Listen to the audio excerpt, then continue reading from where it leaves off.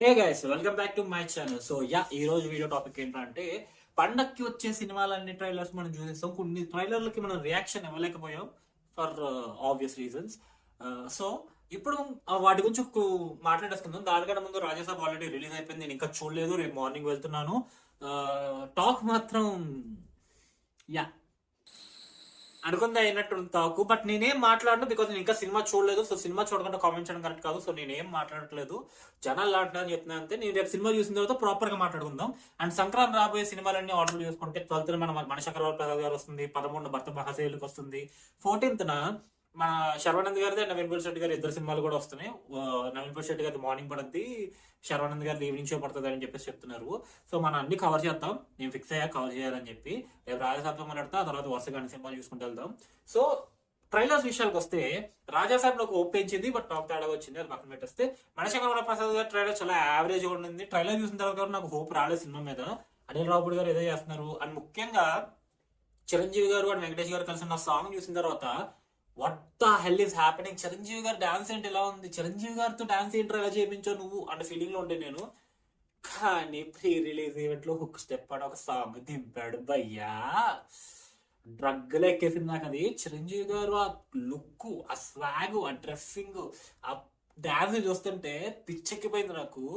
Sudden గా ఇందాక ఏదో ట్విట్టర్ లో స్క్రోల్ చేస్తుంటే పక్కన క్యాథరిన్ టెరెసా ఉందంట సాంగ్ లో. నేను అసలు ఆ పిల్ల ఉందని, ఐ మీన్ సారీ, నేను అసలు క్యాథరిన్ టెరెసా ఉన్నారు అని చెప్పి నేను కూడా చూడలేదు. చిరంజీవి గారితో అలా మునిగిపోయాను. మిగతా అమ్మాయిలతో పాటు ఇంకో అమ్మాయి ఉంది, జస్ట్ హైలైట్ అవుతుంది చిరంజీవి గారి పక్కన అనుకున్నాను తప్ప ఆవిడ క్యాథరిన్ టెరెసా విషయం కూడా నాకు తెలియదు. ఆ రేంజ్ లో ఎంజాయ్ చేస్తాను నేను ఆ సాంగ్. ఆ ఒక్క సాంగ్ కోసం నేను థియేటర్కి వెళ్ళిపోతాను, మిగతా సినిమా అంతా నాకు అనవసరం. ఆ సాంగ్ ఒకటి చూసి థియేటర్ లో ఎంజాయ్ చేసి వస్తాను అనమాట. బట్ మన మణిశంకర్ ప్రసాద్ గారి సినిమా విషయంలో. అండ్ నెక్స్ట్ వచ్చేసి రవితేజ గారు భర్త మహాశైలు విజ్ఞప్తి సాంగ్ గురించి, ఐ మీన్ ట్రైలర్ గురించి. ఈ ట్రైలర్ లో నాకు బాగా వర్కౌట్ అయింది సత్య గారి కామెడీ, భలే అనిపించింది.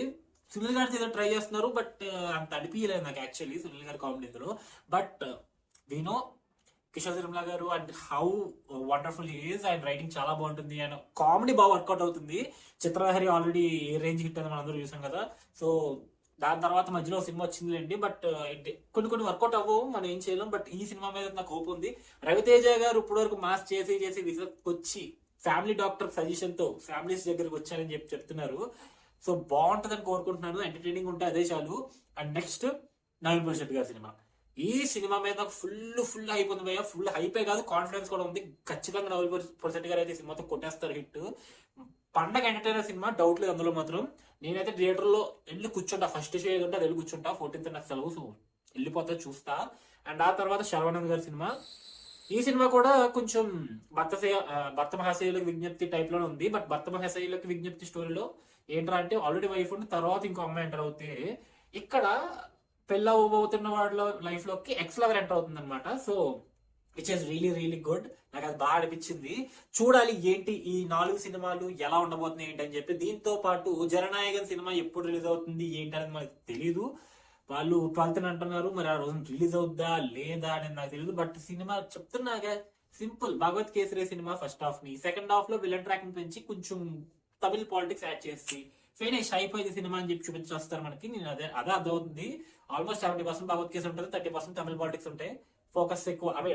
యాక్చువల్ రివర్స్ చెప్పాలి, 40% భగవత్ కేసు ఉంటే 60% తమిళ పాలిటిక్స్ ఉంటాయి. ఇది వర్కౌట్ అవుద్ది. అండ్ అదే ఉంటుంది జననాయకన్ సినిమా. అది పక్కన పెట్టేస్తే ఈ పొంగల్కి నాకు నవీన్ శెట్టి గారి సినిమా అనగనగా ఒక రాజు తర్వాత బీభత్స నైపుణ సినిమా ఇంకొకటి పరాశక్తి. అది 10th రిలీజ్ అంటున్నారు, బట్ తెలుగు రిలీజ్ ఉందా లేదా అంటే క్లారిటీ ఇంకా లేదు.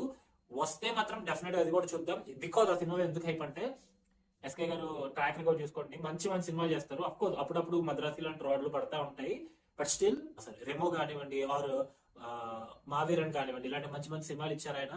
ఆల్మోస్ట్ తమిళనాడు నాని ఆయన, మనకి నాని గారు ఎలాగో తమిళనాడులో ఆయన అలాగనమాట.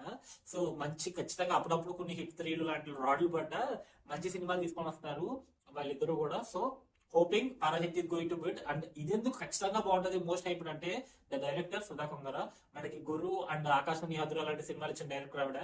అండ్ లేడీ డైరెక్టర్ చాలా కమెంట్ డైరెక్టర్. నేను అది చాలా హైప్ పెట్టుకున్నాను సినిమా మీద. సో మీ ఎక్స్పెక్టేషన్స్ ఏంటి, ఈ పండగకి మీ ప్రిఫరెన్స్ ఏంటి నా కామెంట్ సెక్షన్ లో చెప్పండి. ఈ వీడియో యాక్చువల్లీ ముందే రావాలి, బట్ రాజాసాబ్ రిలీజ్ అయిన తర్వాత ఎందుకు వస్తుందిరా అంటే ఇప్పుడు సినిమాల్లో ల్యాగ్ ఉన్నప్పుడు మన వీడియో డెలివరీలో కూడా ల్యాగ్ ఉంటే తప్పే ఉంది చెప్పండి. Yeah, meet you in the next video. Signing off.